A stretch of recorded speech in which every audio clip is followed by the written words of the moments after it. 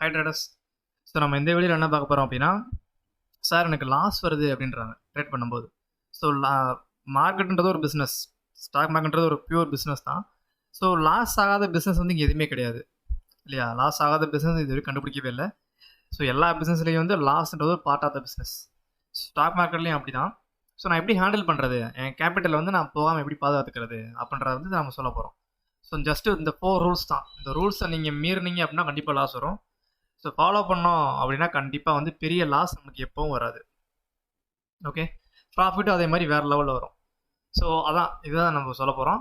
So என்னோட பேர் வந்து செந்தில் குமார். ஸோ நான் ஒரு 5 இயர்ஸாக வந்து மார்க்கெட்டில் இருக்கேன். என்னோட ஸ்கூல் டைம்லேருந்து நான் மார்க்கெட்டில் தான் ட்ரேட் பண்ணுறேன். ஸோ அதனால தான் நான் டீனேஜ் ட்ரேடர்ஸ் அப்படின்ற பேர் வச்சேன். ஸோ இதுதான் நம்மளோட குரூப். ஸோ இதோட லிங்க் வந்து நான் டிஸ்கிரிப்ஷனில் தரேன். ஸோ இதில் இல்லாதவங்க வந்து ஜாயின் பண்ணிக்கோங்க.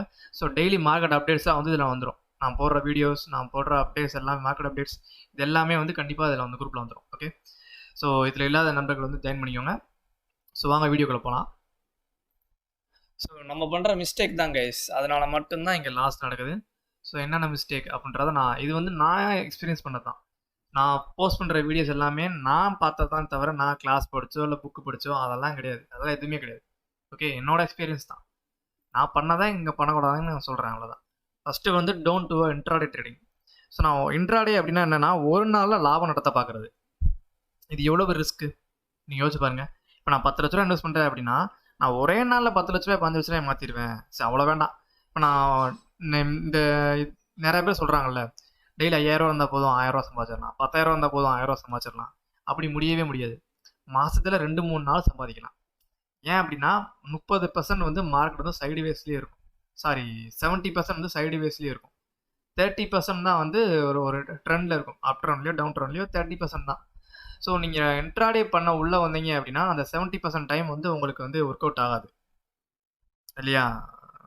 மித்த அந்த 30% தான். ஸோ அந்த டைமுக்கு நீங்கள் கரெக்டாக ட்ரேட் பண்ணியிருந்துருக்கணும். அப்போயுமே அந்த ட்ரேடை நீங்கள் கரெக்டாக பண்ணணும். அப்போனா தான் அந்த 30%குள்ளேயும் நீங்கள் போயிருக்க முடியும். அப்போனா தான் அன்றைக்குமே உங்களுக்கு ப்ராஃபிட் வரும். ஸோ இன்ட்ராடே பண்ண சொல்லி உள்ளே வராதிங்க. நீங்கள் பெரிய பெரிய ட்ரேடர்ஸ் யார் வேணாலும் பாருங்கள், அவங்க இன்ட்ராடே ட்ரேடராக இருக்க மாட்டாங்க. கண்டிப்பாக வந்து மார்க்கெட்டில் ஒரு பொசிஷனல் ட்ரேடுன்னு சொல்லுவாங்க, சிஸ்டமேட்டிக் ட்ரேட். நம்ம பண்ணுறது சிஸ்டமேட்டிக் ட்ரேடுன்னு சொல்லுவோம், அல்லது பொசிஷனல் ட்ரேடு. பொசிஷனல் ட்ரேடு அப்படின்னா ஒரு வீக்லி எக்ஸ்பெரியோ இல்லை மந்த்லி எக்ஸ்பெரியோ வெயிட் பண்ணணும். யாரெல்லாம் வெயிட் பண்ணுறாங்களோ அவங்களுக்கு மட்டும்தான் மார்க்கெட் ஹெல்ப் பண்ணும். ஸோ பொறுமை இருந்தால் மட்டுமே மார்க்கெட்டில் வந்து ப்ராஃபிட் பண்ண முடியும் கைஸ். இதுதான் ஃபர்ஸ்ட் ரூல். பேஷன்ஸ் இல்லாமல் இங்கே வந்து மார்க்கெட்டில் ஒன்றுமே கிடைக்காது. பொறுமை இருந்தால் மட்டும்தான் மார்க்கெட்டில் வந்து ஒர்க் அவுட் ஆகும். ஸோ நீங்கள் பெரிய பெரிய ட்ரேடர்ஸ் பார்த்தீங்க அப்படின்னா இன்ட்ராடே ட்ரேடராக அவங்க இருக்க மாட்டாங்க. இன்ட்ராடே அவங்க பண்ண மாட்டாங்க. ஓகே, ஒரு நாள் லாபம் நட்டம் பார்க்க முடியாது. இன்ட்ராடே பண்ணாதீங்க தயவு செஞ்சு. ஸோ செகண்ட் ஒன், நான் லாஸ் பண்ணியிருக்கேன், அதனால நான் சொல்கிறேன், டோன்ட் டூ ஆப்ஷன் பையிங். ஏன் மக்கள் ஆப்ஷன் பையிங் போகிறாங்க அப்படின்னா, அங்கே தான் வந்து லீவரேஜ் அதிகம் இல்லையா? நம்ம லீவரேஜ் நிறையா தர்றாங்க. ஸோ நான் கம்மியான ப்ரைஸில் வந்து நான் எடுத்துக்கலாம், நான் ட்ரேட் எடுத்துக்கலாம் இல்லையா? அதுவும் நம்ம மக்கள் என்ன பண்ணுவாங்கன்னா ஸ்ட்ரைக் தள்ளி போய் எடுப்பாங்க. இப்போ 18,000 இருக்குது அப்படின்னா 19,000 போய் ஸ்ட்ரைக் எடுக்கிறது. ஏன்னா அதான் அந்த கம்மியாக கிடைக்கும். ஸோ அதில் வந்து ஆப்ஷன் செல்லிங், ஆப்ஷன் பையிங் என்ன டிஃப்ரெண்ட் அப்படின்னா 80% வந்து ஆப்ஷன் செல்லர் தான் வந்து ப்ரொஃபிட் பண்ணுவாங்க.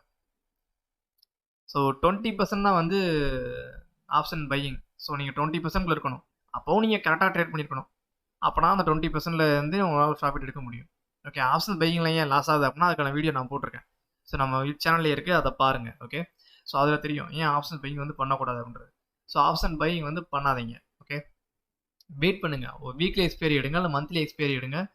ஸோ செல்லிங் பண்ணி பழகுங்க, ஆப்ஷன் செல்லிங் போங்க. ஏன் நான் சொல்கிறேன் அப்படின்னா இதை நானே பண்ணியிருக்கிறேன்.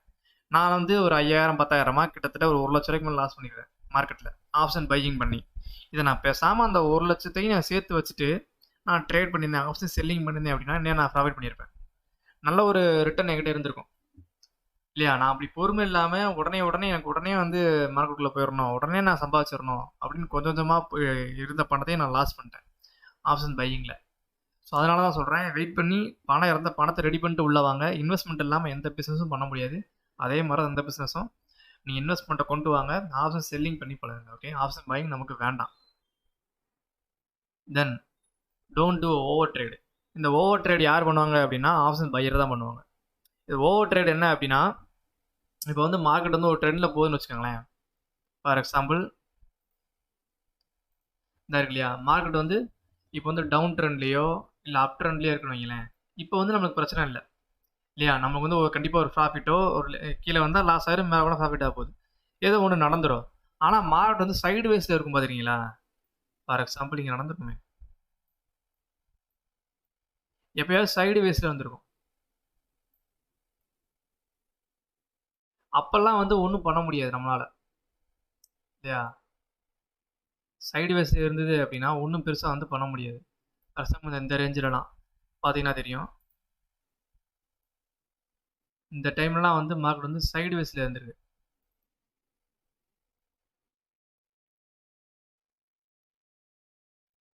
இதுக்குள்ளே மக்கள் மாட்டிட்டாங்க அப்படின்னா பெருசாக வந்து ப்ராஃபிட் இருக்காது, பெருசாக லாஸ் இருக்காது.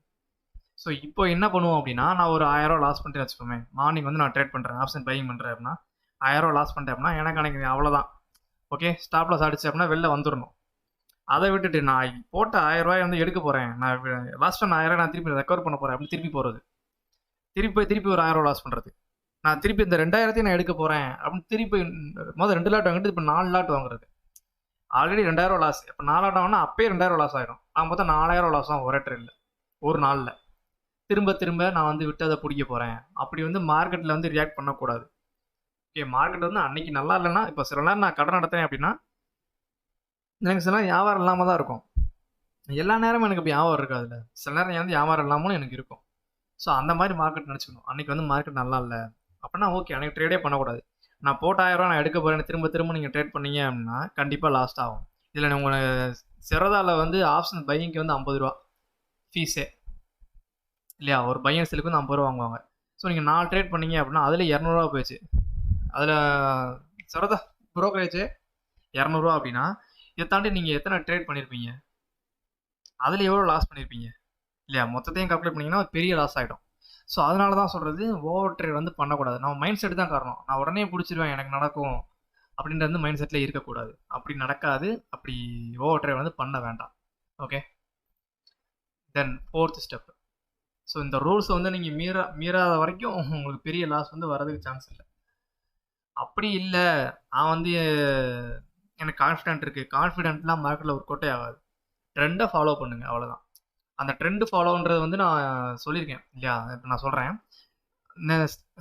டார்கெட் வந்து ஸ்டாப் லாஸ், டார்கெட்டும் ஸ்டாப் லாஸ் இல்லாமல் மார்க்கெட் வந்து ட்ரேட் பண்ணவே கூடாது. எப்போவும் பண்ணக்கூடாது. நீங்கள் எது பண்ணாலும் சரி, ஸ்டாக்ஸில் பண்ணாலும் சரி, ஆப்ஷன்ஸ் பண்ணாலும் சரி, ஆப்ஷன் பையிங், ஆப்ஷன் செல்லிங், நீங்கள் எது பண்ணாலும் சரி ஸ்டாப் லாஸ் இல்லாமல் ட்ரேட் பண்ணக்கூடாது.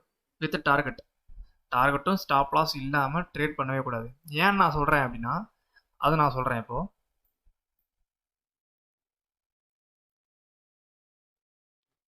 இப்போ நான் சொல்கிறேன் பாருங்களேன், ஒரு ட்ரேடர் இருப்பாருன்னு வச்சுக்கோங்க.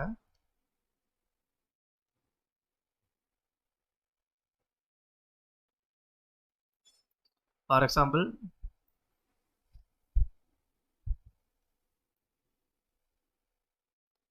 இங்கே எடுத்துக்கலாம் இல்லையா? ஒருத்தர் என்ன பண்ணியிருப்பாரு அப்படின்னா, இங்கே வந்து இப்போது இதோட ஹை கட் ஆகுதுனோடனே பை எடுத்திருப்பாரு for example. Okay, high cut ஆனே பை எடுத்திருப்பாரா? ஸோ ஸ்டாப் லாஸ் எங்கே வச்சிருப்பாரு அப்படின்னா இங்கே வச்சிருப்பாரு, அதோட முந்தின கேண்டில் வச்சிருப்பாரு. ஸோ நான் இந்த கேண்டில் வந்து கட் ஆகி மேலே போச்சு அப்படின்னா நான் பை எடுப்பேன். ஓகே, அப்படி போகலன்னா இங்கே ஸ்டாப் லாஸ் கீழே வந்துருச்சு, இன்கேஸ் கீழே வந்துருச்சு ஸ்டாப் லாஸ் ஆடிச்சு அப்படின்னா விட்டுறணும்ல. ஸ்டாப் லாஸை சேஞ்ச் பண்ணுறது அது எப்படி அப்படின்னா, இப்போ இங்கே வந்தோடனே திருப்பி மேலே போகும் அப்படின்னு அவரே நம்பிக்கிட்டு திருப்பி ஸ்டாப் லாஸை கீழே இருக்குவார். திருப்பி மார்க்கெட் கீழே தான் வந்திருக்கு, இது இல்லை திருப்பி மேலே போயிடும் அப்படின்னு சொல்லி ஸ்டாப் லாஸ் அடிக்க விடாமல் ஸ்டாப் லாஸ் கீழே இறக்குறது. ஸோ இந்த மாதிரி இறக்கி இவர் இங்கேக்குள்ளேயே போயிருந்தாருன்னா ஒரு 100 ரூபா லாஸ்ன்னு வச்சுக்கோங்களேன், திருப்பி இது வரைக்கும் வந்து 1000 ரூபா லாஸ் பண்ணுவார் ஸ்டாப் லாஸை சேஞ்ச் பண்ணுறது. இதெல்லாம் வந்து ரொம்ப தப்பான ஒரு மெத்தட் இது. இந்த மாதிரி நம்ம ஒரு வாட்டி ஃபிக்ஸ் பண்ணது தான். ஸ்டாப் லாஸை வந்து மாற்றவே கூடாது. ஓகே, அப்படி மாற்றினீங்க அப்படின்னா ஒரு 100 ரூபா லாஸ் ஆகிற இடத்துல 1000 ரூபா லாஸ் ஆகும், அவ்வளோதான். இது எதுக்கு? ஸோ இதான் டார்கெட்டும் ஸ்டாப் லாஸும் இருந்தது அப்படின்னா இதை மாற்றி வந்து ட்ரேட் பண்ணணும் அப்படின்னு நம்மளுக்கு அவசியம் இல்லை கைஸ். ஸோ அன்னைக்கு வந்து எனக்கு வியாபாரம் இவ்வளோதான் வியாபாரம் நடந்திருக்கு, அவ்வளோதான். அன்னைக்கு எனக்கு கடவுள் கொடுத்தது அவ்வளோதான் அப்படின்னு ஏற்றுக்கணும். அன்னைக்கு லாஸ் ஆயிடுச்சு அப்படின்னா அன்னைக்கு நடந்திருக்கு, அவ்வளோதான். லாஸ்னால் லாஸ் தான். அதை விட்டுட்டு நான் லாஸ் ஆகவே கூடாது, நான் வந்து ப்ராஃபிட் தான் இருக்கணும், நான் ஸ்டாப் லாஸ் சேஞ்ச் பண்ணுறேன், இதெல்லாம் தவறான மெத்தட். ஓகே, அது வேண்டாம். ஸோ இதுதான் வந்து இந்த டார்கெட் ஸ்டாப் லாஸோட முக்கியமான விஷயமே இதுதான். அப்படி இருந்து ஸ்டாப் லாஸை சேஞ்ச் பண்ணாதீங்க தயவு செஞ்சு. ஓகே, ஸோ இதெல்லாம் இந்த 4 ஸ்டெப் தான். இதெல்லாம் நீங்கள் பண்ணலை அப்படின்னாலே கண்டிப்பாக நீங்கள் சேஃப் ஜோனில் நல்ல ட்ரேடராக மார்க்கெட்டில் ப்ராஃபிட் பண்ண முடியும். மார்க்கெட்டுன்றது ஒரு பெஸ்ட்டான பிஸ்னஸ்ஸு நான் சொல்கிறேன் என்னோடய எக்ஸ்பீரியன்ஸில். ஸோ இதுக்கான பெருசாக வந்து இன்வெஸ்ட் பண்ண தேவையில்ல, பெருசாக வந்து பிளேஸோ இல்லை ஒர்க்கர்ஸோ ஸோ மேன் பவர் எதுவுமே தேவையில்லை. என்னோட மார்க்கெட் நான் ட்ரேட் பண்ணுறேன் அப்படின்னா எப்போவும் மார்க்கெட் இருக்க தான் போகுது. எனக்கோட லேப்டாப்பும் என்னோட இன்வெஸ்ட்மெண்ட் இருந்தால் போதும், நான் இருந்தால் போதும், அவ்வளோதான். மார்க்கெட்டில் ட்ரேட் பண்ண தெரிஞ்சால் போதும். இதை தாண்டி வேற ஒன்றும் பெருசாக நான் இன்வெஸ்ட் பண்ணுறதுக்கு எனக்கு இது இல்லை. ஓகே, ஸோ நல்ல பிஸ்னஸ் தான், ஆனால் இதெல்லாம் ஃபாலோ பண்ணணும். இதை தாண்டி நான் போகிறேன் அப்படின்னா கண்டிப்பாக வந்து லாஸ் தான் பண்ணுவேன். காலப்போக்கில் அது பெரிய பெரிய லாஸ் ஆகிரும். கடன் வாங்கி ட்ரேட் பண்ணுறவங்களும் இருக்காங்க, லாஸ் பண்ணவங்களும் இருக்காங்க. ஸோ கடைசியில் மொத்தமாக ஒரு பெரிய லாஸ் ஆகி மாட்டிப்போம். ஓகே, ஸோ அது வேண்டாம். ஓகே, ஸோ அதான் நான் இந்த 4 ரூல்ஸ் தான். ஸோ இதை மட்டும் நீங்கள் ஃபாலோ பண்ணி லாஸ் பண்ணாமல் உங்களால் ட்ரேட் பண்ணி உங்களால் காப்பாற்றிக்க முடியும். Okay, so thank you so much guys. So video subscribe பண்ணுங்கள் சேனலுக்கு. ஸோ உங்களுக்கு ஷேர் பண்ண தோணுச்சுன்னா ஷேர் பண்ணுங்கள் உங்கள் ஃப்ரெண்ட்ஸுக்கு, உங்கள் ரிலேட்டிவ்ஸ்க்கு. Okay, so thank you so much guys.